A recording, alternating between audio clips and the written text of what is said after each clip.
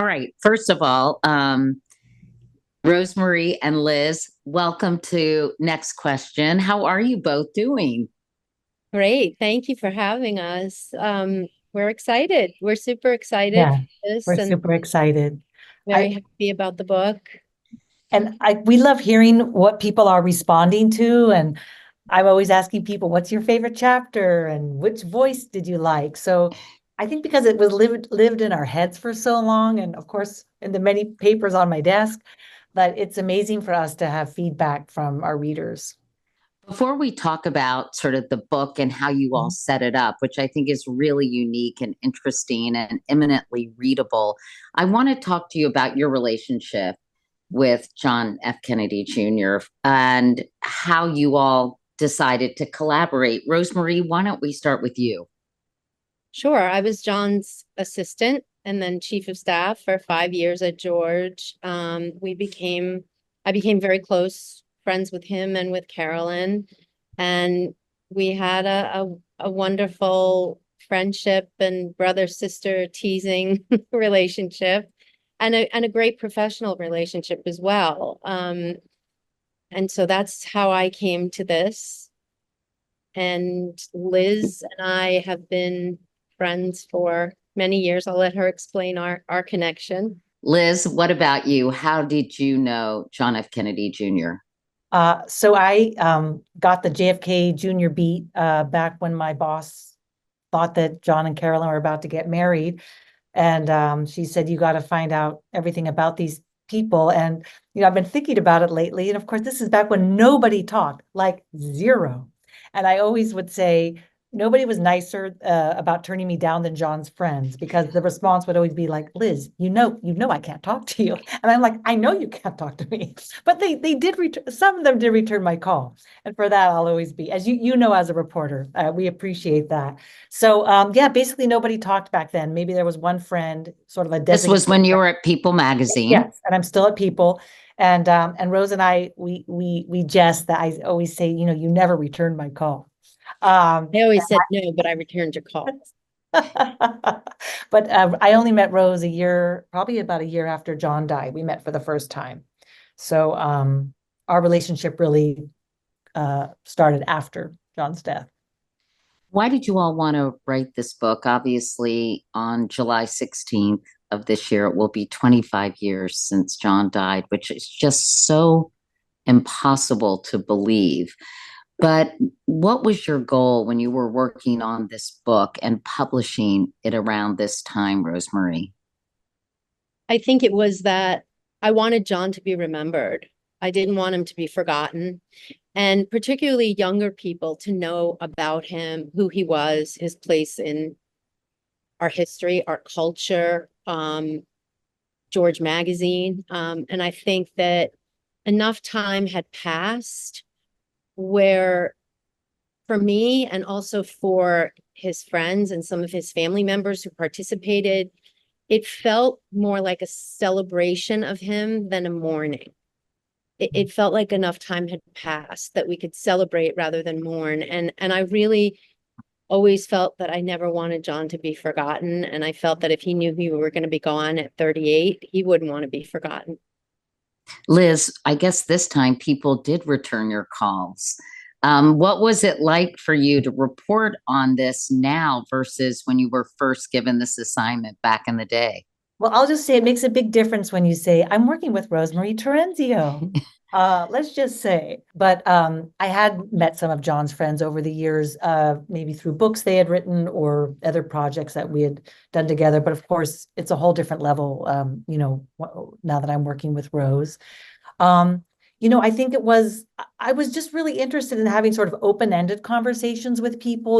I kind of wanted to see where they went, tried not to ask too many, leading questions. And we sort of wanted to present sort of this kind of kaleidoscopic view of John, right? All different voices, all different perspectives, all different time frames. And there were a lot of like surprises along the way. So I think, Rose and I would get so excited when we had a great interview, and we would get heartbroken when somebody turned us down. And but it was all like I was like learning as I went. So I think it sort of gave the project a lot of energy, and it gave us energy because, I mean, it was daunting but exciting at the same time. The format of the book is very interesting, and that, as you said, it's a kaleidoscopic, but word that I don't use that much, Liz, view of JFK Jr.'s life from a whole myriad of perspectives. In fact, you did over 200 interviews. You talked to me, Rosemary talked to me, and it was fun to reminisce about the fact that I had done John's last on camera interview and how, in retrospect, how moving and poignant it was. But how did you all decide to format the book the way you did, with basically people talking about their memories of John, even starting with the courtship of John F. Kennedy and Jacqueline Kennedy, or Jacqueline, what was her maiden name? It just Bouvier. Auchincloss. Oh, Bouvier, that's right. Starting way back when John F. Kennedy was courting Right. Jacqueline Bouvier and before they got married. So tell me about sort of putting it together and how you decided to fill it with sometimes just snippets and other times several paragraphs. From my perspective, it felt like, I think Liz could be, from a journalistic perspective, would answer this better than I would. But I think what we wanted it to feel like was you were sitting in a room or in a living room and just sharing memories of John and of his life. And I think for the, I think for the part of it that was, historical, so to speak, going back to his mom and dad and their courtship, I think it gave it a perspective so that for people who might not have known him or didn't know the history, they wouldn't feel like they were reading about someone that they didn't know. They kind of got the background, the history. This is why this person is who he is, and this is how he got there. And so I think it's important when you want people to invest in someone to do that, to really paint a full picture.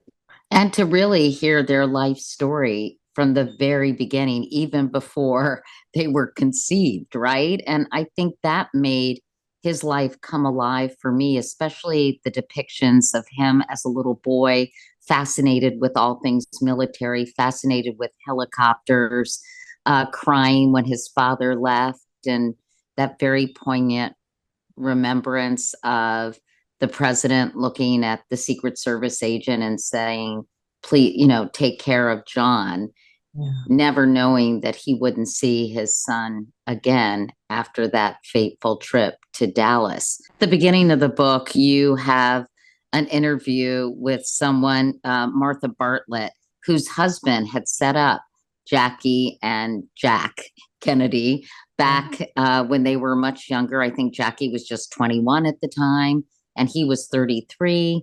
And I think a lot of people might be surprised that then John Kennedy had no game. Like, in fact, you quoted her saying, poor Jack was always making advances. Half the time they were not accepted. He thought he was a great Don Juan, and most women didn't think of him as a great Don Juan. That made me laugh because I thought, oh my gosh, this big Lothario who, was a well-known cheater, I hate to say it so bluntly, kind of was an awkward guy. Well, let's just say Martha is one tough lady, okay? And she has survived a lot. So I will just leave it at that. That was Martha's take. She definitely knew them, and she's definitely of that era. And how old is Martha at this point? I'd say 95, 90, she's 95, 96. And wow. Martha's going strong. Good for Martha. Yeah. And she, I know she also told you that Jackie knew from the get-go that he was a big philanderer, but because of her father and his philandering ways, she wasn't that rattled by it. Is that accurate, Rosemary? Or it was sort of how she saw love as someone who was not necessarily faithful? I don't know about that. I think that might be Martha's opinion from what she saw. But, I think we all go into a new relationship, and I would imagine Jackie Kennedy did the same thing. We all go into a new relationship hoping for the best and hoping that we have a great romance. And I think in a lot of ways they did. But I think that there's always, there are always the problems and pitfalls in relationships. So that's how I look at it. I think everybody goes in hopeful and really wide-eyed about it, I hope. I think you're being very nice and diplomatic. It sounds like he was kind of a dog, but because her dad was kind of a dog, that at least according to Martha, she just dealt with it. In fact, Martha's quote is, Jackie was used to philandering. It's all about what you're used to. You connect it with love. So I thought that was really interesting insight into their relationship. And what did you take away from all the people with whom you spoke about their marriage in general? I thought it was sort of heartbreaking that after Jackie lost her fourth child, because she had also lost a child earlier, Arabella was stillborn, and then her fourth child, Patrick, died shortly after birth from respiratory distress. She was despondent, and she, and according to whoever it was who was talking at this time in the book, decided to go to Dallas and to help her husband. And that person said that they seemed to be on much stronger ground, and that the death of Patrick not only changed him, changed her, obviously, but it changed them as a couple in a way. Yeah, I think two people said that. I know Clint Hill has said that, the Secret Service agent who was with Jackie all the time, and he noticed a little more tenderness between them, a little more closeness. And Martha had also noticed a change. So, I mean, right, that's something unimaginable to go through something like that and what that does to a couple. So that was really a touching anecdote there and very heartbreaking, I thought. And it is heartbreaking because those things can go either way in a relationship. It can either bring you closer together or further apart. And I think it's just sad that happened that way. And then they went to Dallas.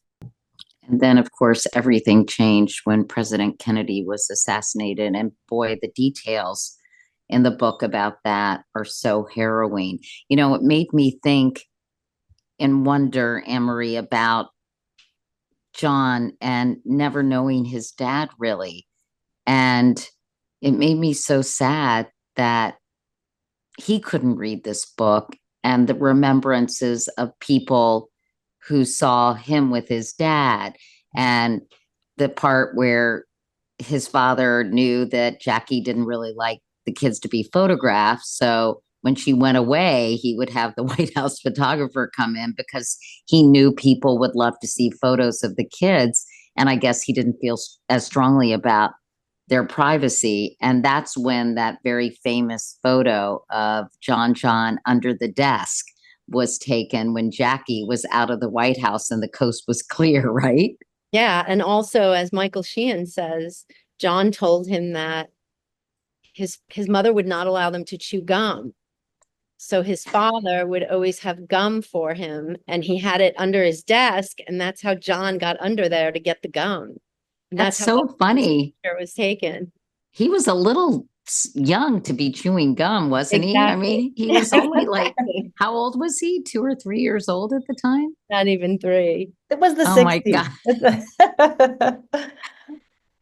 After President Kennedy was assassinated, clearly John, Caroline, and Jackie, I feel funny calling her by her first name, but anyway, they formed an extraordinary bond, didn't they? Tell us about that, Liz. I was just thinking of something that Sasha Chermayeff said, one of John's closest friends, and she called it sort of like a sacred space. Sort of something that is, almost impenetrable, because they were so close. And I think there was another friend, Chris Oberbeck, John's roommate at Brown, who said, those two women those are the primary sort of influences in his life, right? It's his mother and his sister. So I don't think I had thought about it that way before, but when you think about it that way, right, those two relationships really form who he is. So that I thought that was enlightening. I hadn't thought of John that way. But right, very like basically an unbreakable bond there. I think the relationship with his mother and his sister was what formed his relationships with women as an adult. I think he had a tremendous amount of respect for women. I think he was cautious about not hurting people's feelings, especially women, because he wouldn't want to see his mom or his sister be hurt. He adored those women, and they really formed who he was as an adult, as a child, but as an adult. And Caroline was extremely protective of John, and he was of her. Let's talk about his relationship with the father he never really knew. How difficult was that for him to navigate the mythology of his father, the larger than life figure that his dad was, with his own development as a person? I don't know that he struggled with being part of a legacy or a mythology. He didn't see it that way. He saw it as, this is my family. They're not a legacy to me. They're not a mythology to me. They're my family. I think what was interesting about what I learned from the book was all of the little sort of pieces that came together on him really kind of searching to have a better understanding and a deeper understanding of his father, and really sort of getting to know him through all the various people and things that he did. And one of those is, George Magazine. I mean, he interviews people who are, he goes and visits with Fidel Castro and asks him for an interview. He sort of wants to understand his father and his father's presidency. And I think you can see that throughout the book. And I think it was probably really tough for him to be, to know that the whole world, knew his father, and many people had, half the country had memories of his father that he didn't have. And I think that he appreciated the affinity that people had for his father and the affection, but I think it was probably difficult for him not to have his own, memories, and not to have his own connection as an adult. Liz, what about the pressures on him to be a really important figure in American society? How tough was that? It seemed like he was trying to find his way working. He decided he didn't want to be a lawyer. He then decided he wanted to be a magazine editor. He was in the throes of getting support, even more support, making sure that George could continue when he died. How much do you think that weighed on him? I remember reading the New York Post articles every time he failed the bar. And I thought, God, that's so tough to have everyone in the world know that you failed the bar exam, because he took it, how many times, Liz? Three. Was the third time a charm? Yes. Okay, good. Thank God. But I mean, talk about what you learned from people you interviewed, but also just from covering him, this enormous pressure he felt. I mean, it's always interesting with him. And I think there's I felt like he's always sort of breaking free, doing his own thing. And one thing I always marvel at is, like, when I think about his level of fame and who he was, and there's almost like no protection, right? There's, because you're a journalist, there's no doorman, there's no manager. He has Rose, who's incredibly loyal and protective, but he's really, he was very much part of the world, part of New York City. So that was always interesting. And it did seem like there was this element of breaking free, whether it was going to Brown, traveling, just being amongst everyone, right? Definitely not seeking protection, or definitely like out and about.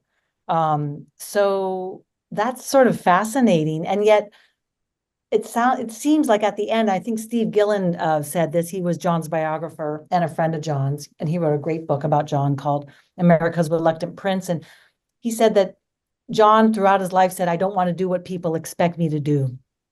Right. And his life is a lot like that out in Central Park, founding George. But then he was saying that at the end of his life, or it would be in the middle of his life, John sort of is coming to this moment where maybe he is going to do what people expect him to do, but maybe he had to come to that moment himself, right? Which is maybe sort of what this book is sort of about too, sort of how he figures it out himself. This free spirit that he seemed to possess, rollerblading, and someone described him rollerblading down Columbus with a big pizza box over his head, and really kind of just being very open and vulnerable and out there. Do you think that was the result of his mom's desire to have him live a normal life? Because I know that was really important to her.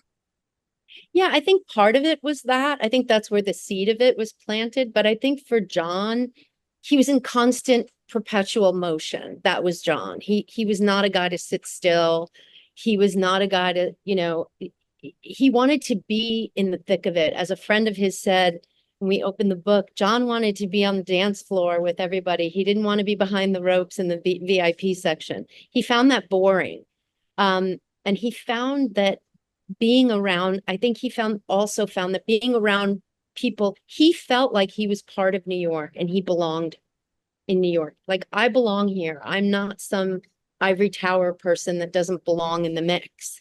He wanted to be in the mix. He loved being around the city. He loved doing things that were interesting, but also he was very, athletic. He loved to run around and exercise. I mean, he had that, but he also had the idea that experiences happen when you are in it, when you're in the thick of it. And John wanted to have a life full of really rich experiences. He was accosted by headlines in the New York Post like hunk flunks and all kinds of things when he did not pass the bar exam. And I think the book makes clear that he most certainly got into Brown because of his name. So I was curious how you all felt about his intellect. And was he sensitive about this notion that he wasn't maybe the sharpest tool in the shed? I think that's, I think those Go ahead and object to that, Rosemary. Yeah, Go ahead. I do, because I knew him and I knew he was extremely intelligent, very wise, very tempered. And you have to also understand, like, at that time in his life, after college, he's studying or not studying for the bar exam. People fail things all the time, but it's not on the front page of the New York Post as you're, going down the street. And I think those things were upsetting to him and it hurt him. But I also think that John, throughout his life, had seen that those things, as he always said, and he said it in the letter to Mike Tyson, today's headlines are lining tomorrow's trash cans, and no amount of bad press is going to change, your life if the people around you love and respect you. And I think he lived his life that way. And I think he really did have an incredible EQ. He had a way of walking into a room and knowing exactly what was happening and who was who and how to treat, how people, he had this thing where he would go to the shyest person in the room or the person who was in the corner, and that's the person he would introduce himself to. Person who seemed the most uncomfortable, he would introduce himself to. So it was like those kind of things. You're not dumb. And I would also add that probably And another thing, Katie, probably half of the celebrities in the country's children got into their colleges because of their parents' names. But that said, no, he wasn't Caroline. He wasn't an academic, but he certainly wasn't, dumb. I think there are all kinds of intelligence, right? And I think people can be deeply intelligent and I think people can be deeply intelligent and perceptive, but not necessarily academic. So it sounds like he fell into that category. Yeah, and John was one of those annoying people where if it didn't interest him, he didn't put it all, he was kind of like a kid that way. If it wasn't super interesting to him, he didn't give it a thought. He dated a lot of different people. Sadly, he never asked me out, but I think I was married when I met him. I mean, my God, I mention I had a crush on him? I think I did a few times in the book. But tell me a little bit about his relationships. Did anything surprise you that you learned? I mean, I know he had a girlfriend in the 80s, I guess maybe who went to Brown with him. He dated Sarah Jessica Parker. Give us a little tea, ladies. Well, I think that one of the things that I think was interesting that we discovered and that we kind of knew, but not really, was there was a lot of overlap. So he wouldn't just break off, be single, and then meet somebody else. He always kind of had overlap between girlfriends. So it wasn't completely over, but he was sort of starting with somebody else. I don't know if I like that term overlap. Yeah, it was surprising. I'm not sure because I would not want to be one of the overlap girls in either direction, probably. But you're no hollaback girl, Katie. But do you think that's because he didn't want to hurt their feelings, or what was going on there with this overlap situation? I mean, Rose, I recall that I think in those instances, it was sort of when a relationship was ending. And there was one friend who was unnamed in the book who talked about that John couldn't really be single because this person said that he would actually get calls from like members of royal families wanting to fix him up, and yeah, that was what was surprising, why there was this sort of overlap, why he was never really single. It was like, well, he would be inundated with calls from heads of state or people, fathers or women themselves. John, much better than Hinge. Exactly. Like he didn't even have to do anything. He didn't need it. And in fact, he met with Princess Diana at the Carlisle. Tell us about that. That was our most famous caper, trying to get in and out of there without getting noticed, which we did. How did that happen, and what was going on with those two? He wanted her to be on the cover of George, and she was going to be in New York, and he was going over there to meet her and present her with these sketches that Matt Berman, our creative director, had done, depicting what we would want to do on the cover and how she would appear. And he went and met with her at the Carlisle, and she was there for a charity dinner. And her private secretary, Patrick Jeffson at the time, and I, hatched the plan. And we went over like in the middle of the day, and I went with him, and I walked in with him and waited downstairs. And, he was up there for about, I don't know, maybe an hour. And they chatted, and they said hello, and they talked about various things, and he made his little pitch for George. And did sparks fly? No, unfortunately they didn't. Or fortunately they didn't, I should say. Fortunately, no, they did not. And she was married at the time, yes, or was she divorced? No, I think she was leaving. She was coming out of her marriage, but he was solidly with Carolyn at the time. And it was kind of all business, and as Patrick describes it, like she, in the book, she had this sort of empathy for him. She saw him as vulnerable and as someone, that she had empathy for, because I think she probably related to his situation. In fact, she later wrote him a note about the paparazzi, right? She said, I hope the paparazzi are leaving you alone. If you can believe it, they're much worse here. I'm paraphrasing, but it was very, poignant, and it was a situation where, like, if it had gotten out, exactly what you said, did sparks fly? It would have been this whole tabloid frenzy of John and Princess Diana dating, and that was not the case. So we got there and decided, let's just walk in the front door instead of trying to go in a side entrance because they're probably waiting for her at the side entrance. So he walked right in the front of the Carlisle, completely unnoticed. Did he like her? Did he think she was nice? Yeah, he thought she was lovely. He thought she was very shy. He said she was shy. He said she had great legs. And he, I think he was disappointed that she said no, but he understood. What happened with Sarah Jessica Parker? Well, from what I understand it from his friends and even from him, I think they went on one date. That's it?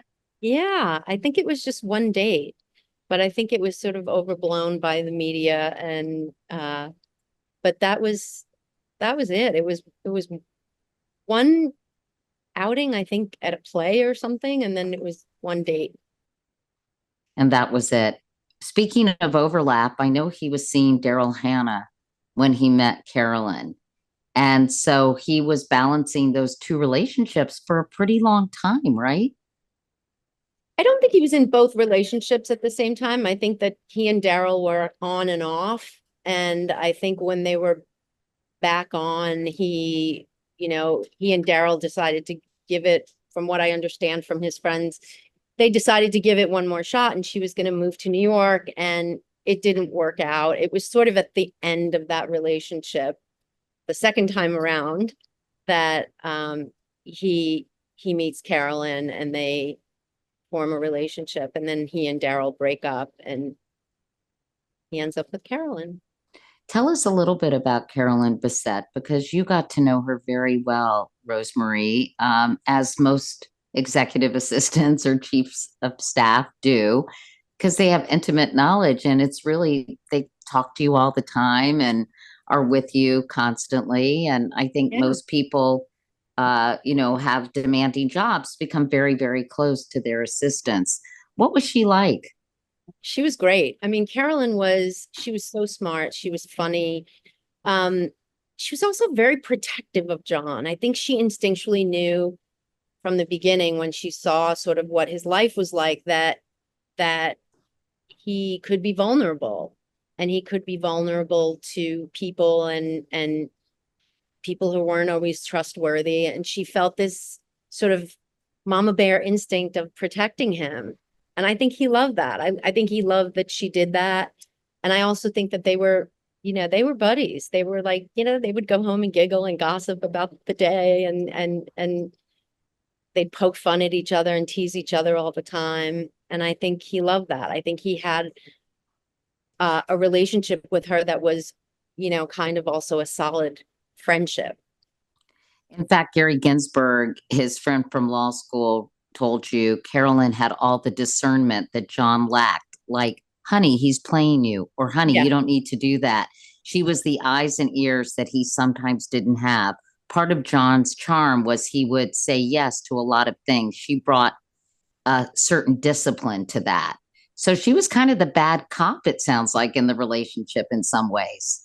She was, and I think that was hard for her because I think she got a lot of the heat for when he started to say no and when he became a little bit, less available to people, especially after they got married. As many of us know, you get married, you're not as out and about, you're not as available, you're not hanging out with your buddies all the time. And I think there was some resentment from people toward Carolyn because of that, because of the fact that she was protective, and also because of the fact that John was being sort of taken away from people.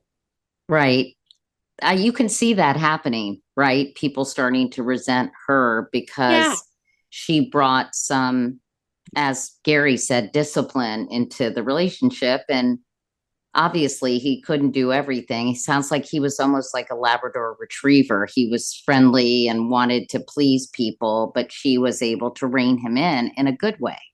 Yeah. And she also was able to say to him, like, why are you doing it? Why are you going? Or, she had real, she wanted him to sort of come to it on his own, but she was sort of the catalyst for that. And she would very much like say to him, I don't think you should go, and here's why, or I don't think you should do that, and here's why.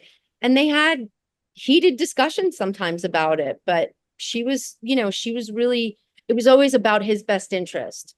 I wanted to ask Liz about the wedding because that photo of them emerging on Cumberland Island off the coast of Georgia is so iconic.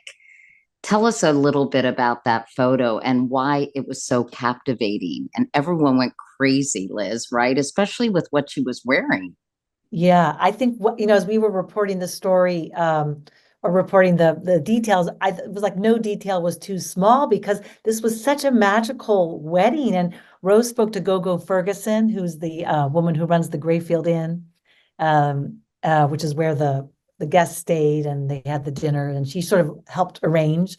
Rose was also involved, and Carolyn, and just these details were so magical. And I remember Gogo described Carolyn's dress as, she said she looked like a calla lily.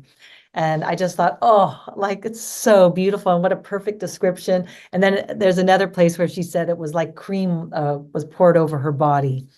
And I thought, wow, that's an incredible description. So there are all these beautiful details, and and Rose was very involved in in some of that. And there was like this element of not DIY, but when you think about these big weddings that we report on, and wedding planners, and there was like Like this my daughters, go on. Rose is printing out the invitations late at night at the George office, and Printing out the programs at the George office on the printer, at 10 o'clock at night, because we couldn't send them somewhere to be printed. We were afraid it would get out. And also, as you probably know, Katie, Cumberland is an island, so everything has to be shipped there. You can't, it has to be ferried over. So it had to be coordinated that way. And I think just the fact that they decided to do it the way they did it, which was 40 people, their closest friends and family members, and it really made it special. It really made it unique and special. He didn't even invite his aunt, Lee Radziwill, because I guess, is she just a little bit of a chatterbox? Is that what happened? I don't know. I think probably that, but also Lee worked for Giorgio Armani at the time. And, he didn't want it to get out that he was getting married. Well, gosh, I don't know, kind of a diss not to invite your aunt, right?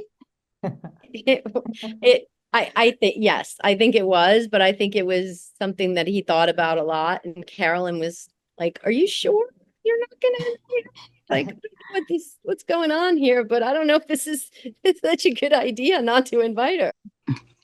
But go ahead, Liz. Oh, well, I was going to say, because you asked me about the photo, but one thing I learned from doing this book with Rose is that Rose is the one who basically chooses that photo to be released, right? That incredible photo that was so magical. So, I mean, most people, as you know, there'd be poring over hundreds of photos, and perhaps there'd be a little air touching or retouching. And, this was definitely not chosen that way. So, Rose, you should share a little bit about how you chose that photo. Yeah, I think the photographer Dennis Reggie, I mean, what beautiful images he captured. I mean, he was phenomenal. That photo of them in the church, unbelievable. But I think there were two options. And when I spoke to Carolyn after the wedding, and she said, "Which one do you like?" "I don't know. I trust you. You can pick it." And I thought, oh my God. Really? Wow. The wrong one. They were very similar, but there was just something about that look on her face of just pure joy, and he just looked like he was blissful, and it was just beautiful. It was perfect. My other favorite picture of them is when she's wearing sort of kind of a halter top with some sort of design on the front, and his jacket. Yeah, it's part of the design of the shirt, and it's a jumpsuit actually. Oh, and his has his jacket on, and he's behind her. I just think that is such a beautiful photo. There are many beautiful photos in the book. I can't let you go without talking about, sadly, their untimely deaths, because this book is coming out on the 25th anniversary, July 16th, 1999. Rosemary, you were actually staying at John and Carolyn's apartment, and I know Carol Radziwill who was married to Anthony, who passed away from cancer, she called you and said they hadn't arrived yet. What did you think when you got that call? I honestly thought Carol was mistaken, and I thought, well, they went somewhere else, or they just haven't arrived yet. They left later. Maybe they stopped in Nantucket because they had some friends who were going to be in Nantucket that night, and I thought maybe they stopped there. I never in a million years imagined, it was unimaginable to think that they were gone, and I did not think that at all. I just thought it was some sort of fluke, some sort of, it will resolve itself in the next few hours. And I was actually thinking to myself when Carol said she called the Coast Guard, I thought, oh God, he's going to kill me if this becomes a crazy media frenzy, story. That's what I kept thinking. He's going to think he's going to think we've all overreacted and gone mad when they finally resurface and they're like, what did you do? What are you talking about? We're fine. I never imagined that it would be that. It was literally unimaginable. And I remember we were into the next day and I still wasn't, totally there. And then I think it was Saturday night. I spoke to his cousin Bobby, and he said somebody must have said something to him like, Rose doesn't think they're missing or they're gone, or she still thinks there might be a chance. And he said, Rosemary, he said, John's not coming back. And I just thought, oh my, I mean, I could cry now just thinking about it, but it was just, there was a finality to that. And he was so lovely and so sweet to me, and so was his wife Mary, and they were really, really amazing to me throughout the whole thing. But when he said that John's not coming back, I just thought it really struck me, and it shocked me, even though I guess on some level I knew. You had a very heartbreaking conversation with Carolyn's mom. Was Yes. that on that Friday night? Or yeah, that was at about 1 o'clock in the morning. So technically Saturday morning. And she called, or maybe it was midnight. I can't remember, but she called and she had obviously heard, or Carol had called her. I don't remember how she was alerted, but she was just panic stricken. And I was trying anything I could to give her hope and to keep her calm, because I didn't want her to panic either. And I just said, I'm trying to find out as much as I can. Please don't panic. Don't think the worst. I'll keep calling you. I think I was calling her every 15 minutes with any update I could give her. She was panicked, as any mother would be. She said something to you that just broke my heart when I read it. Yeah, she said, I told him never to take two of my daughters up at the same time. Because Carolyn was with her sister, Lauren. Yes, Lauren was getting a ride she was staying with friends on Martha's Vineyard that weekend. And they were going to drop Lauren in Martha's Vineyard and then head to Hyannis for Rory's wedding the next day. She was really upset and angry at John. Do you know if she had that conversation with him, or was that your only knowledge of the agreement she thought she had made with him? I don't have any knowledge of the conversation that she had with John. I just know what she said to me that night. When you heard that, what was your reaction?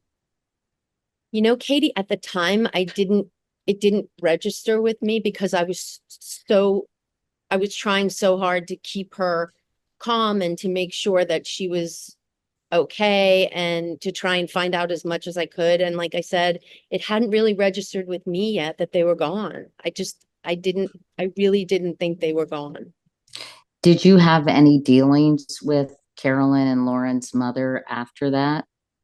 Yeah, we stayed in touch for a few years. And then, life starts to happen and go on. And I think for Anne Freeman, it was difficult for her to stay in touch with us, with her friend, with Carolyn's friends, and with, you know, John's friends and people that she knew, because it was a reminder. And I think that had to be really difficult for her. Was she angry at him? I would be furious, I think. I'm sure she was. I can't see how she wouldn't be.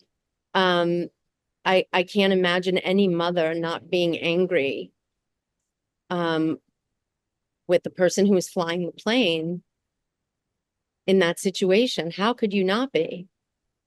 In the book, it makes pretty clear that maybe John shouldn't have been flying that plane that night, that it was late, that it got dark and foggy. And as he turned into the ocean after hugging the coastline on the flight, that he needed to rely on instruments. And yet he hadn't had enough instrument training, apparently. According to reports after the crash, he had only completed 50% of formal instrument training. So was he being irresponsible that night? I hate to say that because No, I he's not understand. here to defend Yeah, himself. I understand. And I think what my take, and I'm not an expert, but I think what my take on it was that the intention was always to fly at a certain time and leave at a certain time and get there at a certain time. And I don't think John intentionally went into the situation thinking, I don't care what the weather is. I don't care what I don't think that that was his mindset ever. I think that as the circumstances unfolded, he found himself in that situation. And I know that he did check the weather always before he left. He checked a website called Pilot Brief that would give detailed, updated information on the weather for pilots. And I think by the time he got to the airport, and probably even after he took off or shortly before he took off, the weather situation had turned into something that was dangerous. And I know that he often ran late. So did Well, time just, I think it just, I don't think I mean, I don't think that he often ran late flying. I think flying was something that he loved so much because it was on his terms. You know, it was, you call, you get the plane out of you let them know you're flying that day. They take the plane out of the hangar. There's not sort of a timestamp on when you flying your own plane. You can kind of come and go as you please, which was part of the reason why he loved it so much. and in fact, he talked about sort of this being solitary in the plane and not having people watch him or look at him or judge him. Yeah, he gave an interview with USA Today, and I remember him saying in that interview, I can just get in my plane and fly away. Like there was a freedom to it for him. And I think that having that, having that freedom was really important to him. And I think that's why he wanted to do it, because he loved it. He really loved flying. He loved being a pilot. He loved having his plane. It gave him a lot of joy. Carolyn Bessette was somewhat vilified for her role in making John late in the aftermath of the crash. Do you feel like she was treated unfairly? Well, I think it's ridiculous to think that Carolyn was responsible for that. I mean, they But both, that was the general, wasn't that sort of yeah, there was circulating? something about matching a swatch to a dress and nail polish. Carolyn would never, something about lavender nail polish. First of all, Carolyn would never wear lavender nail polish, but that aside, they all left at the same time. Carolyn, I called her a car at the same time to pick her up at the same time. Lauren and John were leaving Manhattan. So it's not like anyone got to the airport and was waiting for someone else. They all arrived around the same time.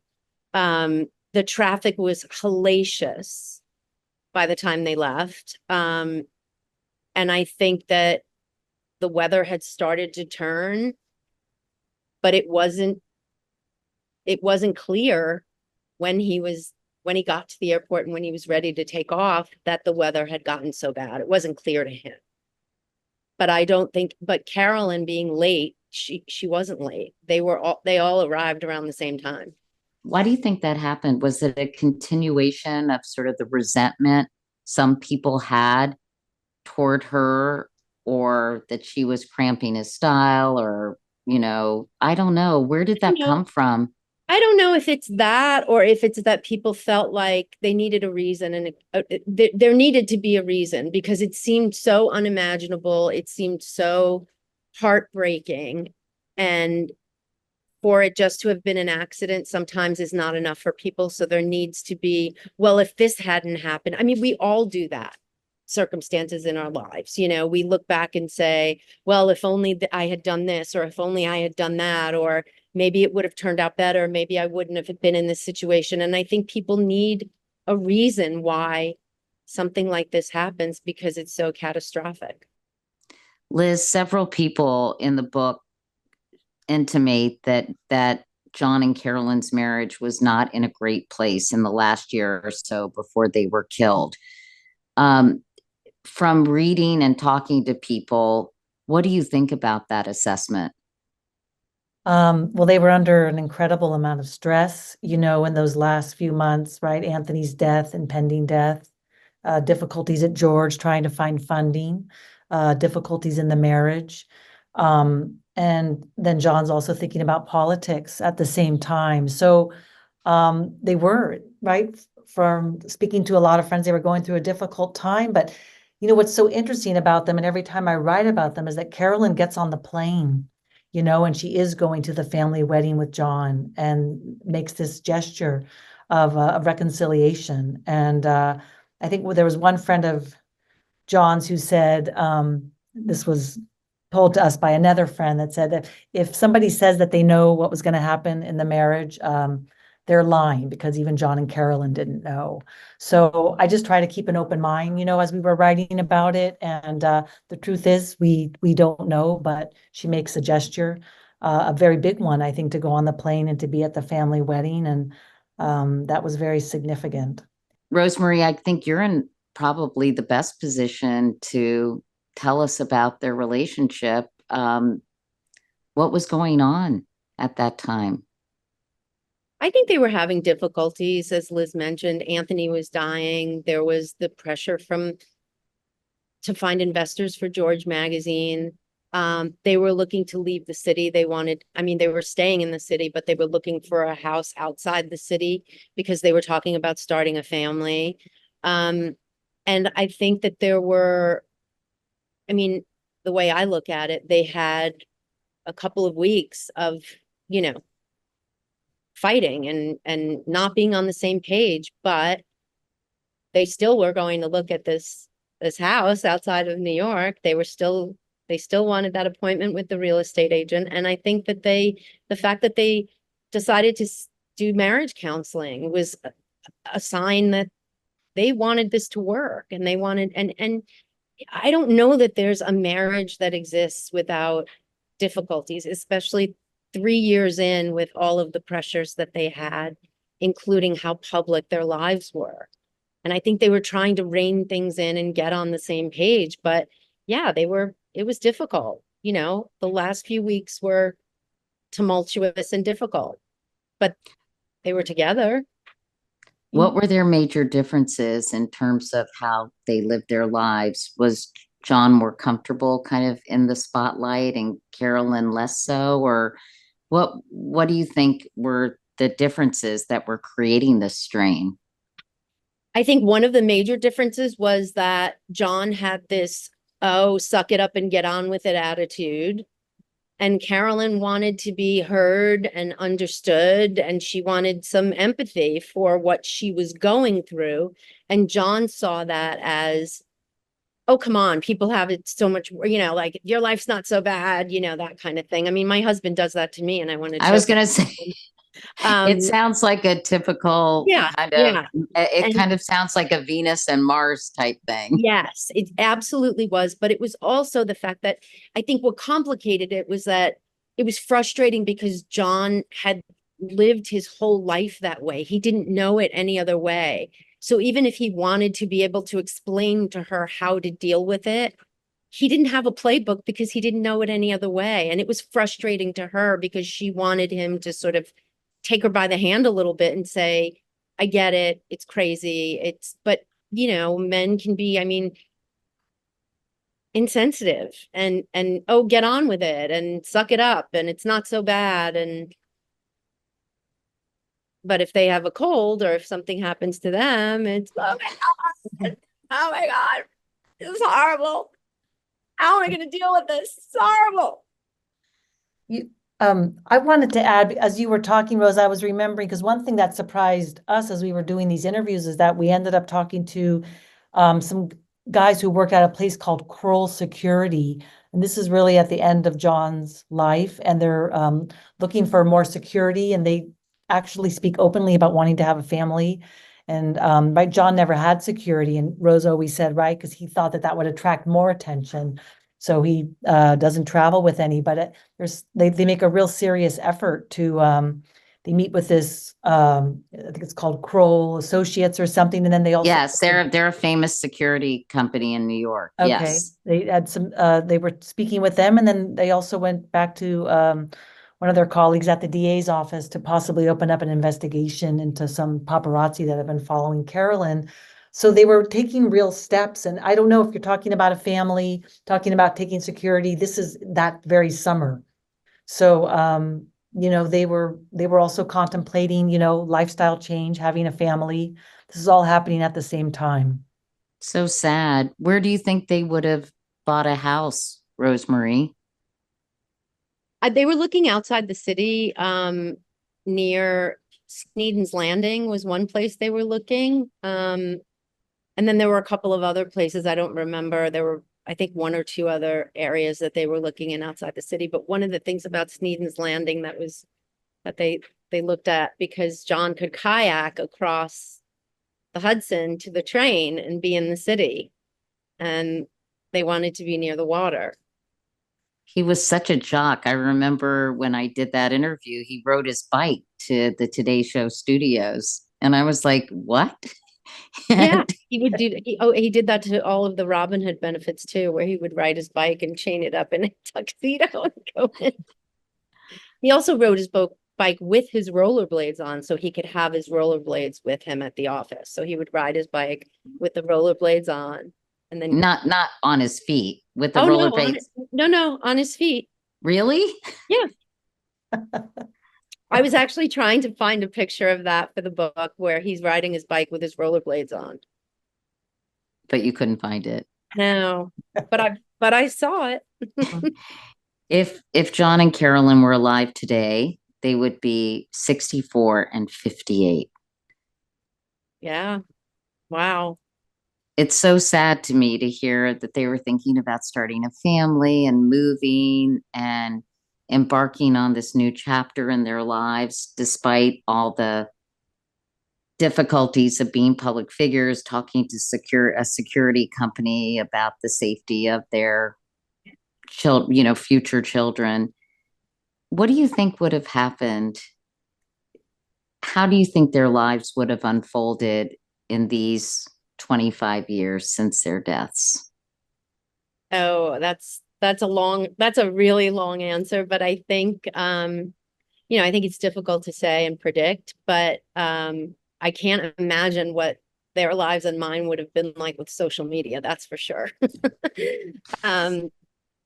That's one thing. And the other thing is, I think that they were, we talked about the EQ of John, and hers was just as off the charts as his was. And I think that they would have, navigated their lives in a way that was manageable for both of them.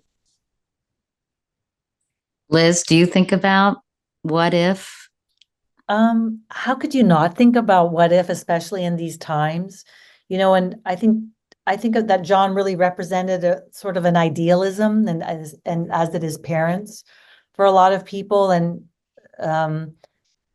almost that seems like a foreign idea now. I don't really think about, right? There's not a lot of idealism right now. And I think John really loved his country. So, just as we wrote this book, I did think about that. And of course, I think about what if, he just represented something so hopeful, something so hopeful that was attached to him. Like you felt good when you saw him.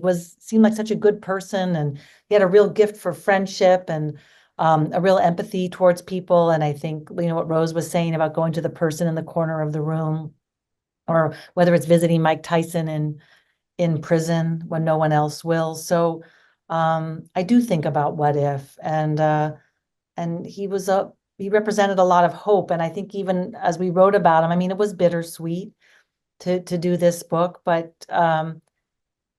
it made me hopeful in a way that a person like him existed, and that I really felt that he was a really good soul and a good person. And I hope that comes through.